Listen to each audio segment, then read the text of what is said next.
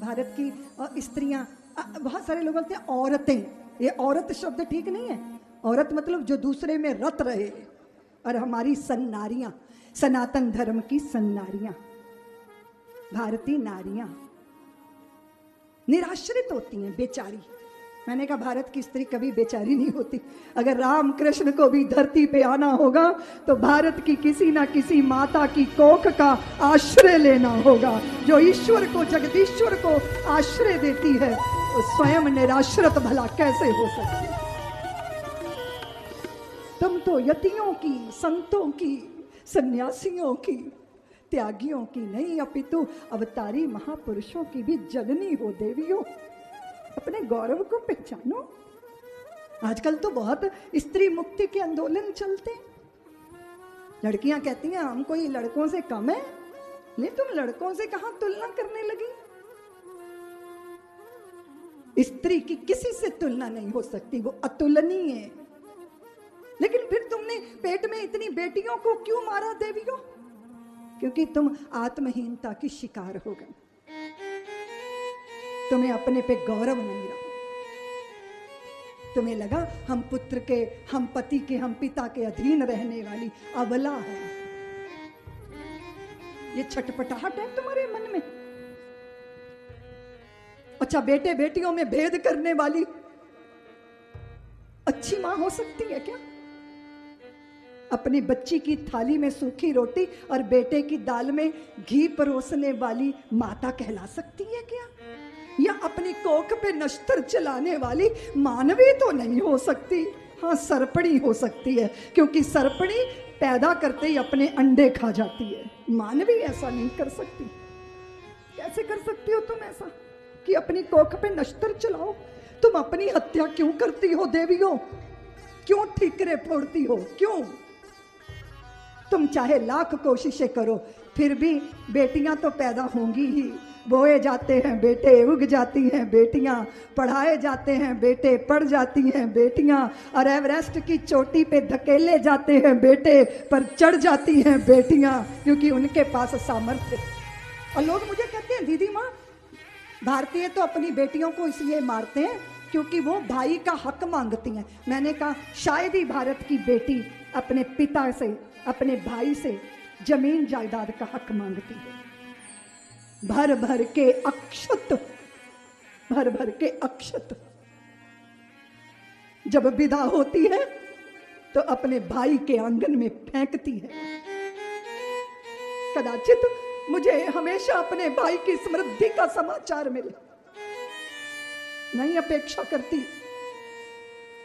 भाई हजार हजार के, 2-2 हजार रुपए के नोट देता होगा, लेकिन अपनी माँ के हाथ का 50-100 का मुड़ा तुड़ा मैला कुचैला नोट ऐसे छाती से लगा के रखती है, क्योंकि वो पैसा धन नहीं मानती, उसे अपनी माँ का वात्सल्य मानती।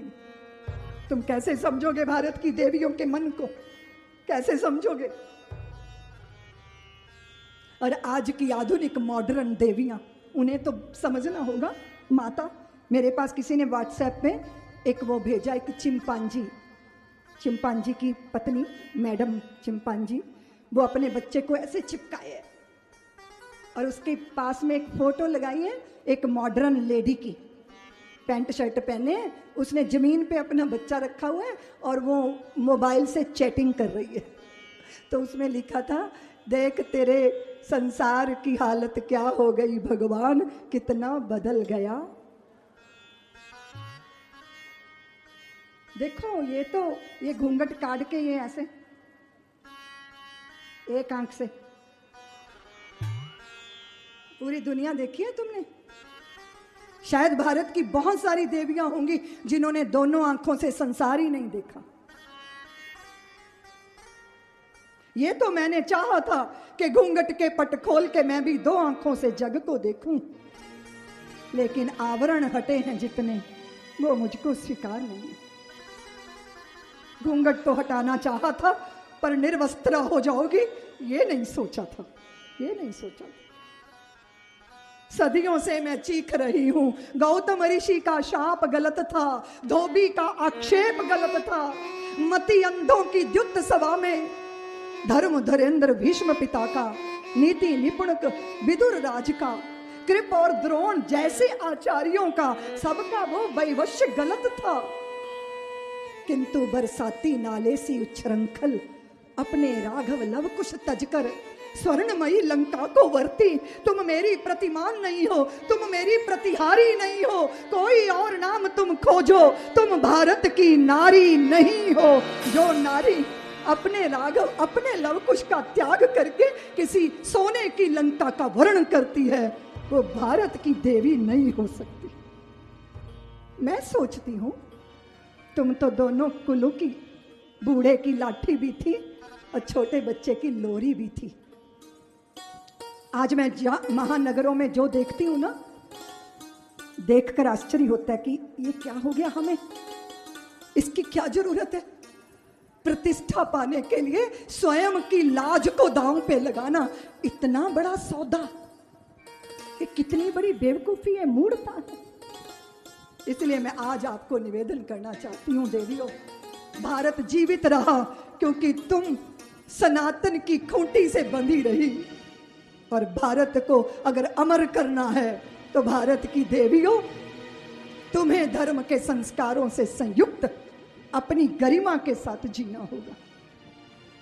और ये वचन मैं तुमसे मांगती हूं, तुम्हारी बच्चियां समझे जीना क्या, मां क्या, भगनी क्या, पत्नी होना क्या होता है।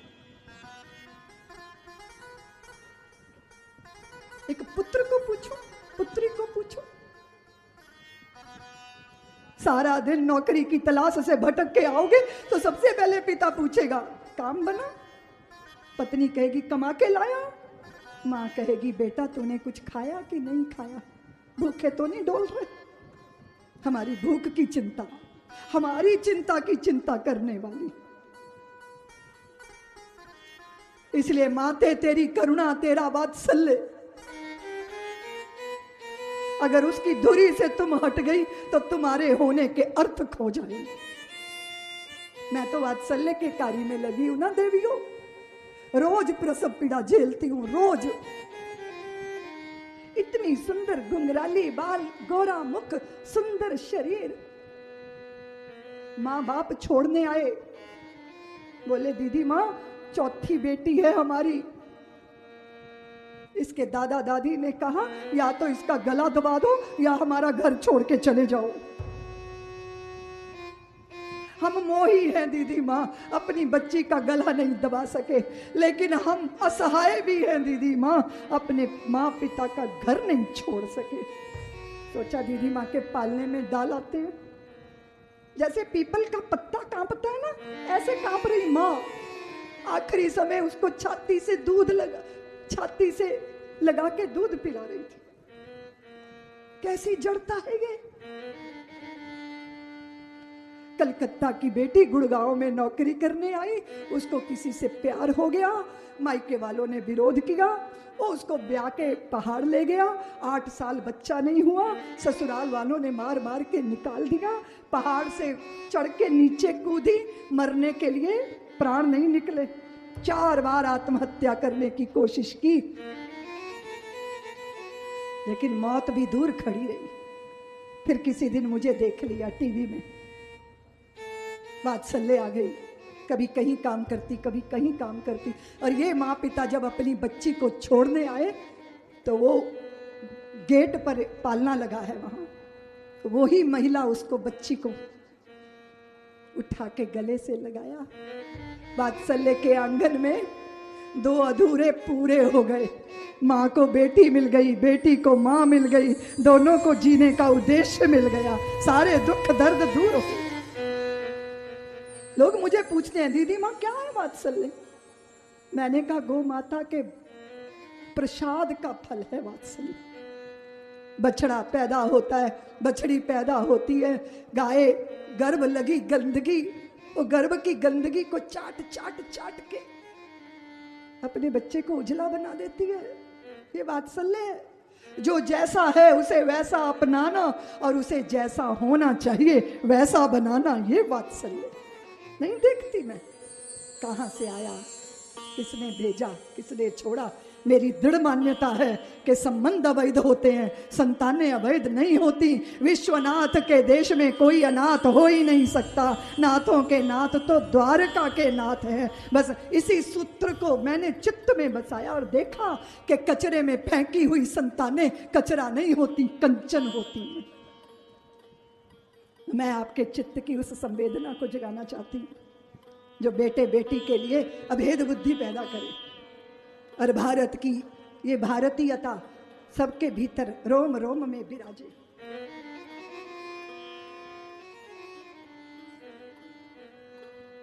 माता ने दुराव किया, लेकिन वाणी के बाण से विधा हृदय वैरागी हो गया। सुनीति ने कहा, बेटे तेरी माँ सही कहती है, पिता की गोद बिना भगवान की कृपा के नहीं मिलती। और जब योग्य शिष्य होता है ना तो योग्य गुरु भी मिल जाते हैं। देव ऋषि नारद ने मंत्र दे दिया, सूत्र दे दिया, घोर तप किया ध्रुव। और ध्रुव के तप से दिशाएं जब व्याकुल हो गई और उत्तीर्ण हो गए, ध्रुव भगवान प्रकट हो गए ध्रुव के सामने। और हृदय में तो झांकी पहले से प्रकट थी। शंख से कपोल छुए वाणी, बाग धारा प्रवाहित हुई। भगवान कहते हैं, ध्रुव क्या चाहिए? ध्रुव कहता है, आपकी कृपा के सिवा कुछ नहीं चाहिए। पर भगवान को पता है कि ध्रुव को कुछ ऐसा चाहिए जो अटल, जो अचल, जो सदा हो। ध्रुव पद दिया। ध्रुव को दर्शन देने नहीं, ध्रुव का दर्शन करने। देव ऋषि नारद एक निकले जा रहे हैं और एक भक्त कहते हैं, देव ऋषि भगवान से पूछेगा मुझे कब दर्शन देंगे। तो भगवान से पूछा देव ऋषि ने, तो भगवान ने कहा, वो इमली के पेड़ के नीचे बैठा है, उस पेड़ में जितने पत्ते हैं उतने जन्म मुझे पुकारेगा, तब मैं दर्शन दूंगा। देव ऋषि ने कहा, भैया बड़ी लंबी अवधि दी है, बड़ी लंबी डेट दी भगवान ने। उन्होंने कहा, इस पेड़ पे जितने पत्ते हैं, सुनना था, उठ के नाचने लगा, अहो प्रभु मिलेंगे, अहो भगवान दर्शन देंगे, नृत्य करने लगा, आनंद में डूब गया। देखते ही देखते शंख चक्र गदा पद्म धारण किए नारायण प्रभु प्रकट हो गए और मंद मंद मुस्कुरा के उस भक्त को देखने लगे।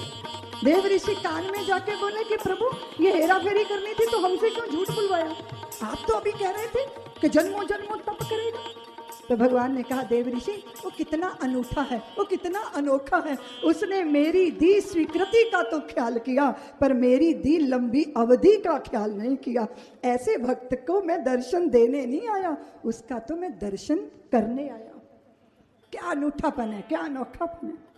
ध्रुव लौट कर आए तो अपनी माता सुरुचि के चरणों में माथा रख दिया कि माँ तूने अगर वाणी से मेरा हृदय ना विदीर्ण किया होता तो मैं भगवान की शरण में ना जाता, तुमने मुझे धन्य कर दिया। और भगवान से भी मांगा तो ये कि मेरी माता भी माता सुरुचि के हृदय का द्वेष खत्म हो जाए। धन्य होते हैं वो हृदय जिनमें द्वेष नहीं होता। बड़ी पावन, बड़ी पवित्र कथाएं हैं और मर्म सिर्फ यही है कि हम सब मन वचन कर्म से भगवान के हों, सृष्टि को भगवान का शरीर माने, अपनी चित्त वृत्तियों को पवित्र रखें और प्रभु कैसे मिलते हैं, कैसे पाए जाते हैं, उस विधा को समझें। जैसे मीरा ने कैसे पाया भगवान को। अंतःकरण की मलिनता जब धुलती है तो ठाकुर कहीं है थोड़ी, कहीं दूर थोड़ी है, वो तो हमारे ही भीतर चैतन्य बनकर प्रकट हो जाते हैं। अंतःकरण के आवरण को पूछो किसी से। मीरा तो पूछती थी। ज्योतिषी आपको मिल जाए तो आप क्या पूछोगी? सारे भारतीय पूछते हैं विदेश यात्रा है हमारे हाथ में कि नहीं। चुनाव लड़ेंगे तो जीत जाएंगे क्या? शादी ब्याह के मामले में यही बात करते हैं। एक ने कहा, देखो मेरा गधा है ना, ये किसी बात के लिए ना नहीं करता, हमेशा हाँ में सिर हिलाता है। गंगू राम का गधा था वो। चंदू राम ने कहा कि मैं इससे ऐसी बात करूंगा कि ये मना कर देगा। उसने कहा, ये तो हमेशा हाँ में ही सिर हिलाता है, ऐसा तो कभी करता ही नहीं। तो चंदू लाल ने मंगू लाल के गधे के कान में कुछ बोला और गधा सिर हिलाने लगा, मना करने लगा। चंगू राम ने कहा कि तुमने ऐसा क्या कह दिया, ये मना क्यों कर रहा है? तो मंगू राम ने कहा कि मैंने इसके कान में पूछा कि तू ब्याह करेगा, तो इसने गर्दन हिला दी कि नहीं करूँगा, क्योंकि ये तेरा गधा मेरे घर के सामने ही खड़ा रहता है और मैंने 2 ब्याह किए हुए हैं, एक ऊपर रहती है एक नीचे रहती है, तो मेरी दुर्दशा ये रोज देखता है, इसलिए इसने मना कर दिया। गधा भी इतना गधा नहीं होता जितना इंसान गधापन करता है। क्या है सृष्टि का सच? जिसको सुख मान के निमंत्रण देते हो वो दुख का रूप धारण करके खड़ा हो जाता है। तो भगवान को पाने की विधा क्या है?